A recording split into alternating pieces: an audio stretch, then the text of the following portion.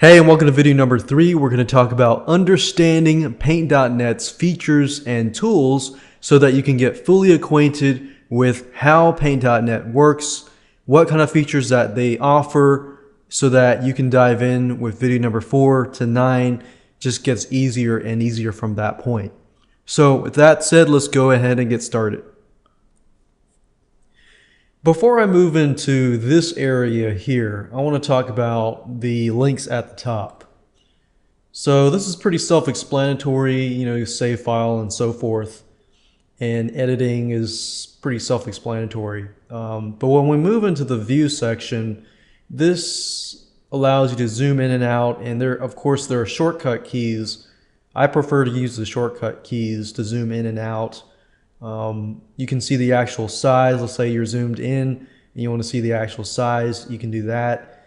What I try to do is when I use Paint.net is to turn this option on, the rollers, because this will give you an idea of how big your picture is and how big your header is. Let's say you want your banner to be 486 by, let's say, 68 pixels, then you're going to need to be 4 over here. So the ruler really helps.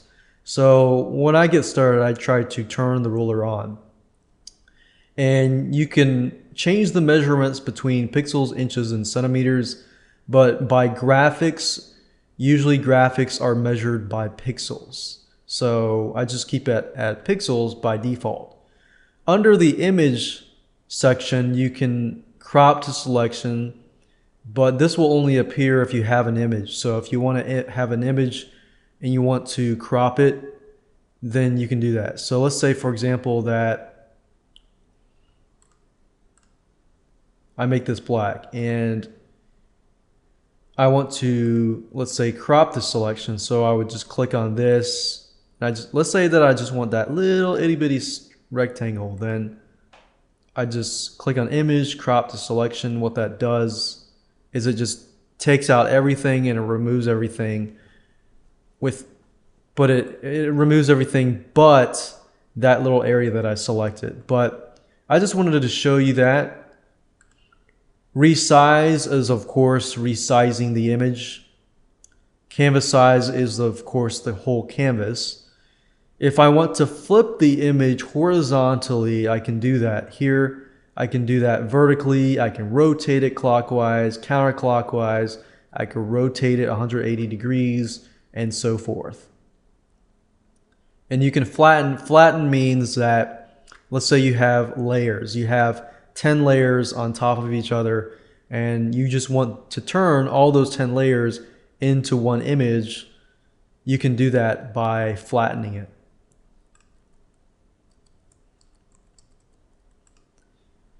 And under layers, this gives you the ability to add a new layer, to duplicate a layer. Let's say you have a layer of a checkbox and you want another checkbox. So you just choose that checkbox and then you can duplicate that layer. Now I'm going to talk more about layers in the future videos on layers. But layers are your friends, and layers definitely make your life easier. Adjustments. So let's say you have an image and you want to make it brighter, or you want to make it black and white. You want to change the contrast. You want to change the curves. You want to change the hue and saturation. You want to invert the colors. You can change the levels. Levels often used if, let's say you take a picture of something and it's really dark, and you can use levels to brighten that photo up without just doing brightness and contrast. And you can posterize this and that. Those are just adjustments. Effects are stuff that you can do to your images as well. For example, let's say you have a picture and you want to convert that picture into like an oil painting so that your picture looks like an oil painting. Or you want to turn that picture into a blur. And there's specific types of blurs, as you can see here. Or distort so this is just an effect. All this does is it converts your image into whatever you choose, like red eye removal. If your Picture has a lot of people with red eyes. You know, back in the day, when you take a picture, or even now, you have red eyes and you can remove that. So this gives you the ability to not only change your existing images, but also to tweak and edit and stylize and so forth your newer images. Utilities, that's just a section to manage your fonts, change the language and so forth. So you're probably not going to use this section as much unless you check for updates for the program. The Windows section is actually what you see. These are windows. Like this is a window, this is a window, this is a window, this is a window. So let's say, for example, I want to, if I remove, accidentally click that. If I accidentally click the tools and I exit that, I'm like, oops, I want to get that back. Then you click on window, click on tools, and you see you can make it appear again.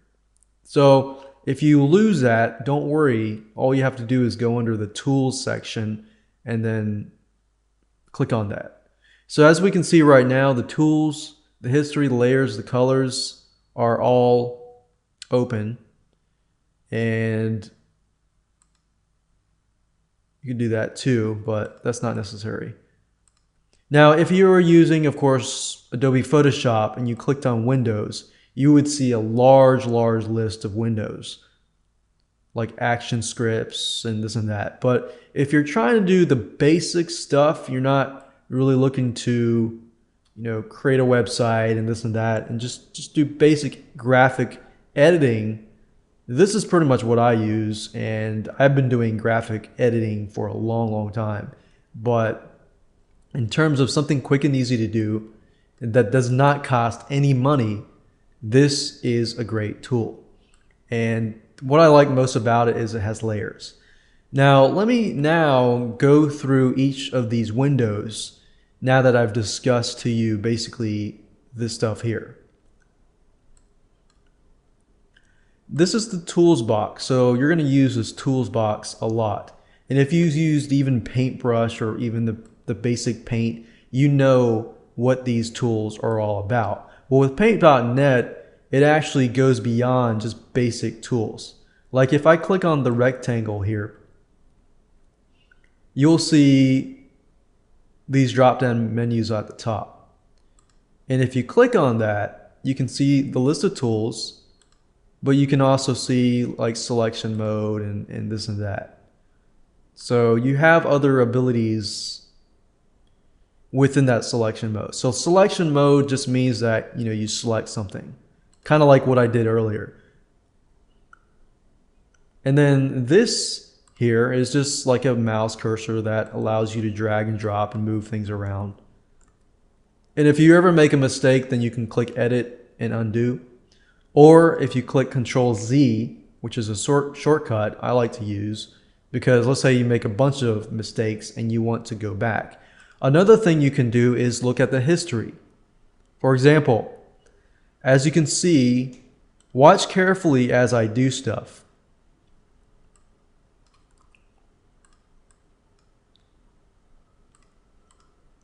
As you can see, this is the history. So that means like if I want to go back all the way back to the original, I just click on this. But if I want to go back to a specific point, I can just click that and so forth. And what I like about this tool is let's say that I go back and I said, no, oops, I accidentally did the wrong thing. I actually want to go back forward. So I click on that. So I get back to my place. So that's what I like about Paint.net. It's pretty neat. So the history is a very useful tool if you make a mistake and if you want to revert back or forth, then that's the beauty of that. So that's that. The lasso tool basically allows you to, as you can see, draw around a shape. And we'll be using this to kind of remove a background and so forth. This tool is Move Selection. So it allows you to move things around and so forth. This tool here it's an ellipse, basically a circle. and you can select an area. So you can make a circle, you can make an oval, you can make an egg, and so forth. And if you want to move that selection around, you can move that with using this. Magic Wand tool, if you're not familiar with the Magic Wand tool, we'll actually use that more when we actually create stuff. But the Magic Wand tool is a highly used tool. Let's say you want to select an area, like there's a person here and you want to select the background around them. The Magic Wand tool helps you to do that in combination with the Lasso Select tool. And this here allows you to pan back and forth. This of course allows you, it's the bucket, so as you can see, you can change colors and so forth.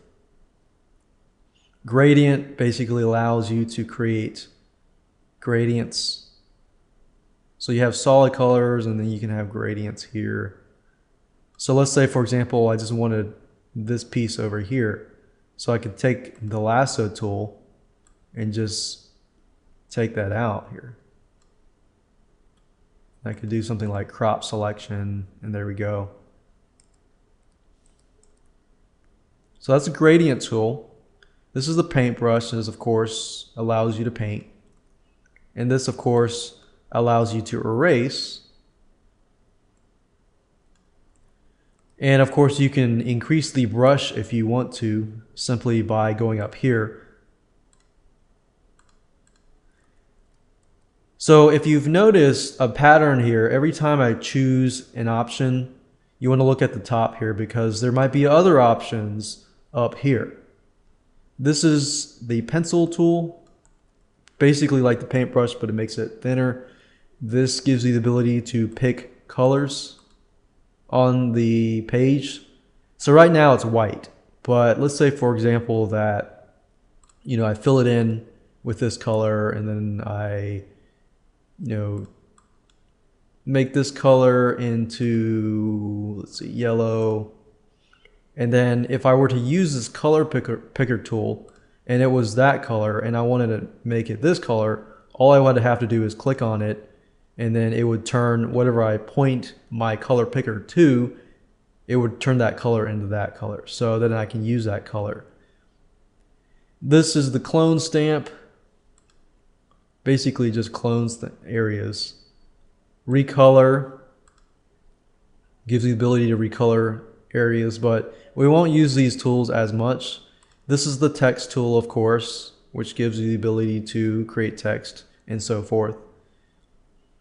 This gives you the ability to create lines and curves. This gives the ability to create rectangles. You can create bigger rectangles, smaller rectangles, and so forth. You can create the color of the rectangle, whether it's a filled shape, an outline, and so forth. And these right here are just a bunch of other shapes.